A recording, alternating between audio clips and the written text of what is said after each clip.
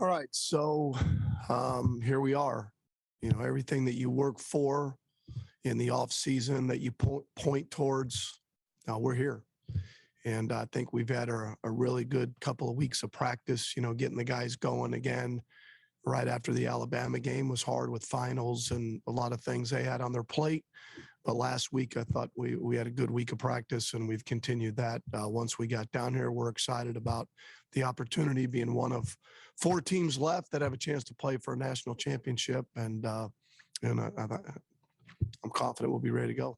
All right, first question for Chip Towers. Go ahead, Chip. Hey, Todd, fantastic to see you and get a chance to talk to you. I feel like I have so many questions. I don't even know hardly where to start. But let's start with maybe a quarterback and receiver question. Obviously, you've gone with Stetson Bennett for many weeks in a row now since JT Daniels returned from injury. Why is that, number one? And number two, we understand George Pickens is back now and after a brief hiatus in the middle of bowl practice. And can he figure into things? You know, did that stall his progress of coming back and being able to help you? Well, you're right. There's a number of questions there, Chip, and I'll try to get to all of them. First off, the reason Stetson Bennett plays is we think he gives us the best chance to win.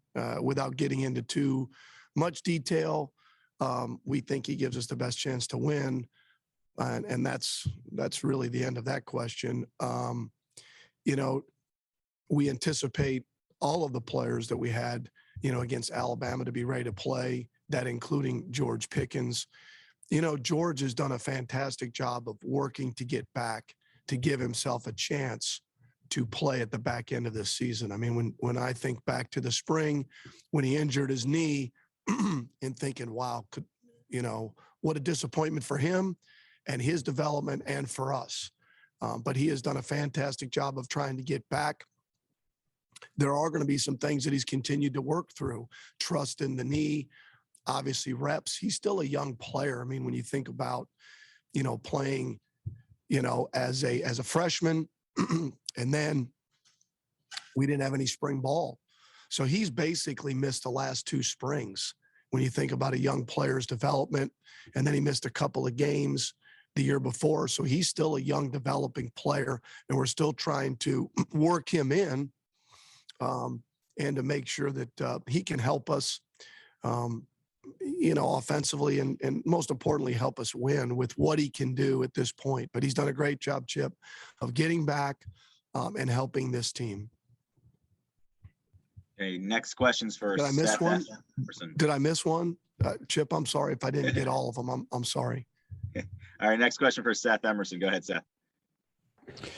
Don't worry, Todd. I'll press more on quarterback. So, look, JT is the starter when the season starts. He plays well.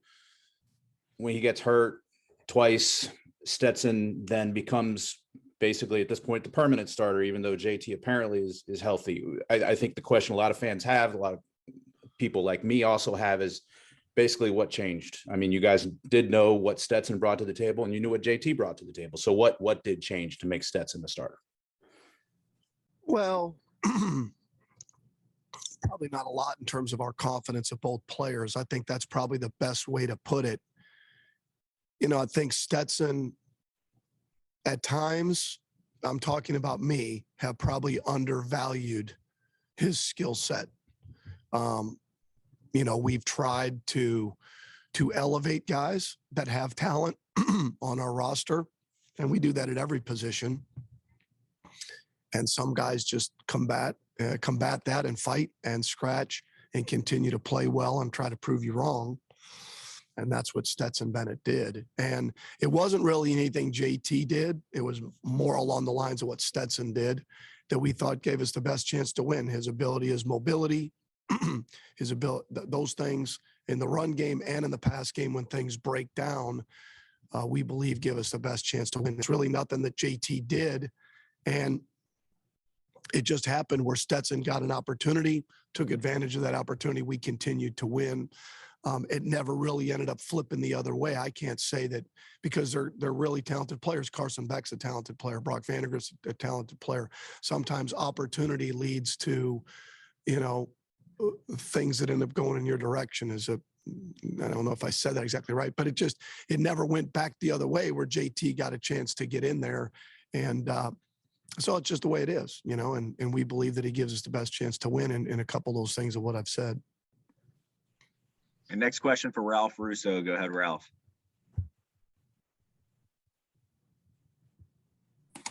Hey, Todd. Direct the conversation, slightly different area.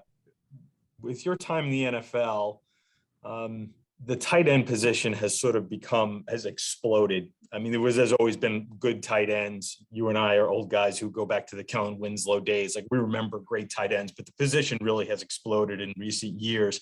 And as much as there are very good tight ends, and you have one of them in college, it doesn't seem like at the college level, the level of production at that position is quite the same, or has been exploited in quite the same way as the NFL. And I'm wondering, as again, somebody who's been in both of those worlds, do you see it as a difficult position to max out in the college game? Is there something about getting the ball to the tight end that's a little tougher for quarterbacks that takes them a little time to master? Well, first off, I think the game has changed. So when the game evolved to more spread teams, especially in high school, you saw a lot more air raid Ys and not a lot of tight ends. Tight ends were playing now defensive end or being bulked up to play tackle. When you think back of guys that were elite when I was a kid growing up, or, when I was young in the profession, you take like a Kellen Winslow, that was different at that time. Or the guy that played at Miami, I can't think of his name. Is it Shockley or Shockey, whatever his name was? Like, they were different. They were athletic. They were more wideouts that were built into tight ends, which is where it's going now. All of those guys, like you look at what Kittle was out of high school, I think he weighed 200 pounds, 205 pounds, and Ertz and those guys and Kelsey's of the world that might have been quarterbacks. So the game has changed in terms of athletic big guys at the tight end position that, have developed as route runners, receivers, that it used to be they were blockers that developed their wide receiver skill sets, where now they're receivers developing their blocking skill sets. That makes sense. So the game has changed from a size standpoint, a range. Their route running has developed and grown. You see those guys, running routes, and they look like receivers because they started that way. So I think that's where it's changed.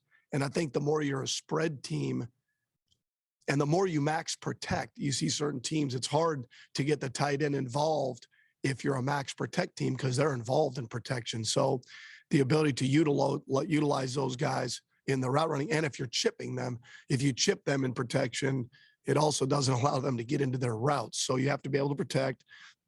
You have to be able to utilize their skill set. And a lot of that comes from play action, run game. What else eliminates some of that? We've gotten into the world of RPOs, a lot of RPO world. Well, RPO world uses the tight ends in blocking and run game and uses the wideouts in terms of the RPO world, where you're shrinking plays, if that makes sense. Old school football used to be, if you got the right box count, you ran the ball. And if you got too many guys in the box, you went to play action pass. Well, that included the tight end a lot more. Where now teams are running a lot more RPOs, where the tight end's part of the blocking structure and you're throwing it to wideouts. And next question for Mike Griffith. Go ahead, Mike. Yeah, Coach, I want to circle back to the quarterbacks again. His first chance we had to talk to you in seems like a year or so. You said that there wasn't any chance for JT, but after the Florida game, I think Stetson had a couple picks and was about 50% passing, and they talked about competition at the position. And then in the Alabama game, you guys fell down by 21 points, and a lot of people wondered why you wouldn't put more of a pass first quarterback in. And Kirby said you didn't even talk about it. Can you address those two instances when there might have been an opportunity for another look at a quarterback? Sure. I mean, and I'm not surprised we're circling back to that, first of all, Mike. So the reality is that there's no question at any point and everywhere I've been where when a certain player, doesn't matter quarterback or any position, doesn't play up to, forget our standard, their own standard, the way they believe they should play, that we're always looking to play our best players. There's no question. And there are times in games where any of our players don't play their best, and we're disappointed in how they played. But the body of work that we felt like that Stetson had given us, I think allowed us to carry it over to the next weeks. And the reality is that we don't know what's behind the next decision. You know, we know what we make the decision based on what we see on a daily basis. And you're right. I mean, we do compete every week. I mean, it doesn't matter who's healthy at any position. They're always competing. The guys that are going to come up here next and talk to you guys, I mean, they understand that. I mean, no one's guaranteed week to week. We've had competition every week at running back, and they earn the reps and the touches that they get. And it's the same at quarterback. And I get it. I've been around it. We have really good players at the quarterback position, and we do. And we're lucky to have the guys that we have. And Stetson Bennett is a hell of a football player, and so is JT Daniels, so is Carson Beck, and we think Brock Vandagriff's going to be a hell of a player. And it's a good problem to have. And we're disappointed when we don't score. We're disappointed when we turn the ball over. We're disappointed when we don't have the production that we expect to have, starting with me in terms of calling it, structuring it, the week of practice, how we do it, because I'm in charge of all of it. So ultimately, it falls on me. And when Stetson Bennett takes the field, we feel like he gives us the best chance to win. And next question's for Jordan McPherson. Go ahead, Jordan. Yeah. Hey, Todd. James Cook, he's one of the local guys here for us. Just wanted to get your thoughts on where he's grown the most over the 2 years you've been here and just what he brings to your backfield to complement Zamir White. Well, first off, James is a tremendous football player, a tremendous young man, works awfully hard in practice. I say it all the time. When I first got here, him and Zamir pair up whenever we're doing our off seasons to compete against each other. They're two of our hardest workers. James is one of our most versatile players. You can get him the ball in a number of ways, which is fun to have guys like that. You know, whether it's, Brock Bowers is the same way. James is like that. I think a number of our backs have worked to develop their skill set where we can feel comfortable with them route running and catching the ball out of the backfield. The more versatile you are at certain positions, the tougher it is on the defense because you can do more with them in terms of formations. So, again, I think James, one, has had a tremendous career here. He's one of our leaders that every week we talk about, along with Zamir and some of our other guys are being our captains of our team. And I think he's going to have a fantastic career at the next level. But it's just hard because, we have a number of versatile, talented running backs, and there's just never enough touches for all of them. It's just the way it is with our skilled players. There's only one football, and he's, like a lot of our players, have been very selfless because I get it. It's about touching the ball. It's about opportunities. Plays are one thing, but opportunities with the ball in their hands, and he does a tremendous job. We've relied on him heavily, and he's done a great job with it. And like all those guys, for the most part, they've stayed healthy, Zamir and James. Okay, a couple more questions for Coach. Next one, Connor Riley. Go ahead, Connor. Yeah. Hey, Todd, I wanted to ask you about Brock Bowers. When did you sort of realize that he was capable of having the season that he's had this year? And what does it say about him that as a freshman, he's able to go out and lead Georgia in every major statistical receiving category? Well, I've said this to whoever's asked this. I haven't had a chance to talk to you guys, but I get to talk to the commentators each week. Is, when he first got here, we put GPS systems on the backs of our, top 40 guys or whatever. And there's a small group of guys, and a couple of them are sitting right here about to talk to you. They're at running back and Brock, that when you put that GPS system on them, their band of their top and their bottom mile per hour are really, really small. They only know one speed. and that's working their rear end off every day. Where some guys, their band can be from 20 or 21 miles an hour to like 13. And right away, you could tell he only knew one speed. We would be running in the stadium and you're doing run the long, walk the short, run the long, walk the short, just as conditioning team. Well, we would do it by position groups. And right out of the jump, I wouldn't have done it as a young player. I would have run with the pack. I would have run with the rest of the guys, not Brock Bowers. Tight ends were running. He'd be 10 yards in front of every other guy. He was working at his own speed to be the best he could be. And that is a rare quality to put yourself out there like he did. So right away, you could see this guy's different. He only knows this way to work. And all he did every day was work hard. He's going to continue to develop his skill set. He's probably got more range than we thought. We knew he had the run after catch ability. We saw that on tape. They used him in the backfield out of high school, but he's got a little more range than we thought, and he's continued to develop as a route runner. But he works awfully hard at his craft. It's important to him. He doesn't say a lot. He just works. And that's the same. You're going to talk to these running backs that are going to come up here next. They're the exact same way. They don't say a lot. They just work. It's just amazing how it carries over. It just does. Guys that just work, don't say a lot, and just compete and take coaching. And you don't have to say anything to those guys. It's the most amazing thing. Like, I spend less time talking to the James Cook, the Zamir White, the Brock Bowers, those guys of the world, because they're trying their rear end off to be the best player they can be for them and for our team. Okay, last question for Coach here, so we have time for our student athletes. Last question for Mark Weiser. Go ahead, Mark.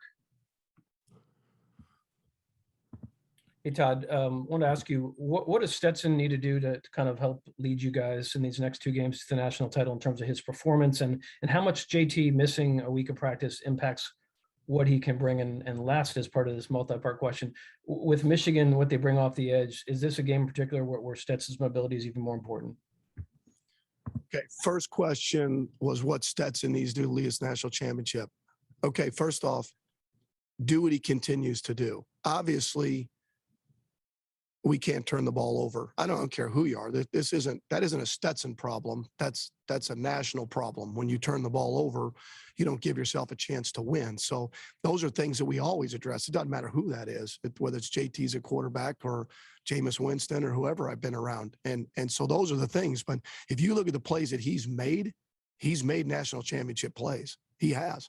You just turn on the film and look at some of the throws he makes, some of the decisions he makes, the things he does with his feet. I mean, there's no doubt in my mind we can win the national championship, and there's no doubt in my mind we can win it with Stetson Bennett. There's no question. We went into the championship game with Stetson Bennett, our quarterback, as a favorite over a team that hadn't been an underdog in 5 years. That ought to tell you a lot about our quarterback and how he played. And some reason we get into this stereotyping of players based on where they were at some point. Okay, at some point, be it one was a walk-on, one was a five-star, one was whatever. If you just look at the production and what he's done for our football team, it's impressive. It's impressive. So let's start with that. Okay, JT is a student of the game. I don't anticipate any of what he hasn't been a part of. He's one of those guys that can come right in and know exactly what we want to do. He's been in every meeting, Zoom meeting. He'll be ready to go. There's no question in my mind. He'll be ready to go. What was the last part of it about it? There was a third part to that. I got off on a tangent and I forgot what the rest of it was. I think we're good, but thanks, Coach. For the sake of time, want to get your players up here as well. So we appreciate your time this morning. Thank you.